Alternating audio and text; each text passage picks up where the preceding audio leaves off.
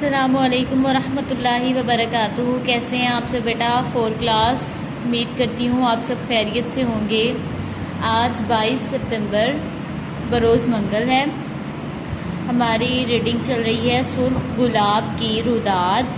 Reading ہماری 66 page تک مکمل ہو چکی ہے۔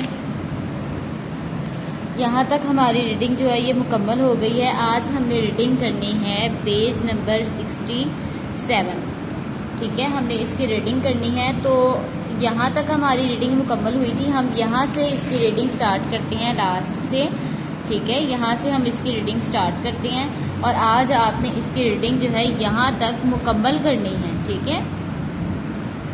بسم اللہ الرحمن الرحیم۔ یہاں سے اس کی بات ختم ہے اور یہ عطر بہت مہنگا ہوتا ہے، مہنگا بکتا ہے، ٹھیک ہے، یہاں سے اس کی سٹارٹ ہو رہی ہے بات۔ کیا واقعی؟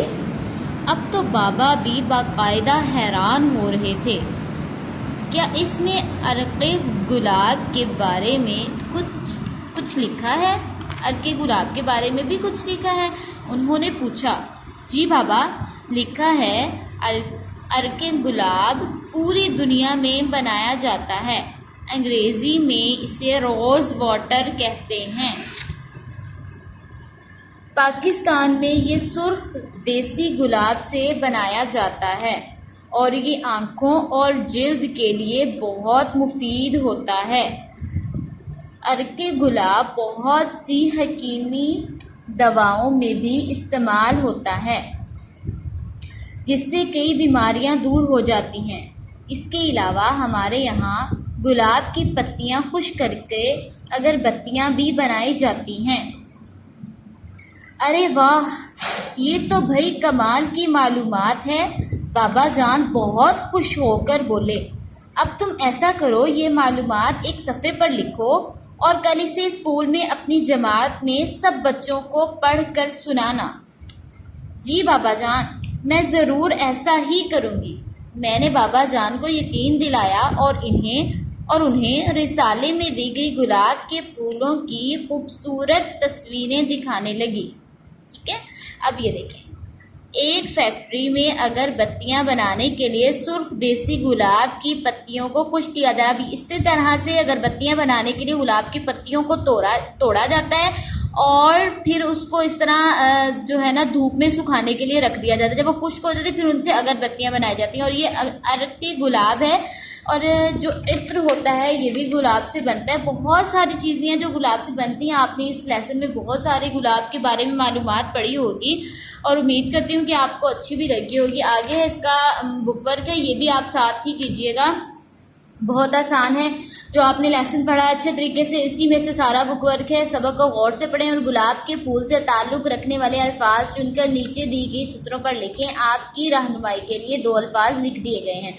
اب یہاں پہ گلاب کے پھول سے تعلق رکھنے والے، جو گلاب کے پھول سے ریلیٹڈ ہے نا الفاظ، وہ ہم نے یہاں پہ لکھتے تعلق رکھنے والے۔ سرخ گلاب، ٹھیک ہے، خوبصورت، سرخ گلاب خوبصورت ہوتا ہے، خوشبودار ہوتا ہے، ٹھیک ہے، یہاں پہ لکھ دے کومپل، وہ کومپل سے نکلتا ہے، ٹھیک ہے، رونق، باغوں کی رونق ہوتا ہے، باغ میں ہوتا ہے، یا اسی طرح اس سے ریلیٹڈ آپ نے جو جتنے بھی الفاظ ہوتے ہیں، حکیمی دوائیاں بنتی ہیں، کلیاں ہوتی ہیں اس کی، ٹھیک ہے، تو یہاں پہ آپ نے اس کے ریلیٹڈ سارے الفاظ لکھنے ہیں۔ اس کے بعد درج ذیل جملوں کے سامنے صحیح یا غلط لکھیں۔ اگر جملے غلط ہو تو نیچے سطر پر دوبارہ جملہ صحیح کر کے لکھیں، ٹھیک ہے۔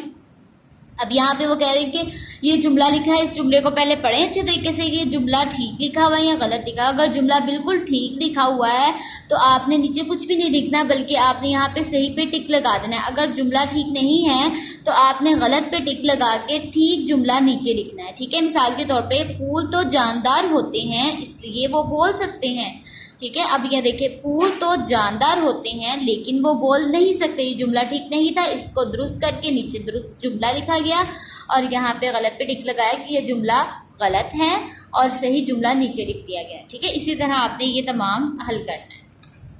اس کے بعد ہے دیے گئے حروف میں خالی جگہ پر کر کے مکمل الفاظ بنائیں اور ان پر اعراب بھی لگائیں، ٹھیک ہے۔ اب یہاں پہ الفاظ لکھے ہوئے، حروف لکھے ہوئے، ان پہ خالی جگہ چھوڑی گئی، اس میں مناسب حرف لگا کر یہاں پہ الفاظ بنانے آپ نے اور اس پر اعراب بھی لگانا ہے۔ شین رے یہ رے کیا بن گیا؟ شریر، ٹھیک ہے۔ یہاں پہ ہم شریر لکھ دیں گے، ٹھیک ہے، یہ شریر لکھ دیا تو اس کے اوپر اعراب لگا دیے ساتھ. اسی طرح سے آپ نے یہ سارا یہاں تک حل کرنا ہے. یہیں تک آپ کا آج کا کام ہے. کسی بھی طرح کی پریشانی، کوئی چیز سمجھ میں نہ آئے تو وہ پوچھ لیجیے گا. السلام علیکم ورحمۃ اللہ وبرکاتہ.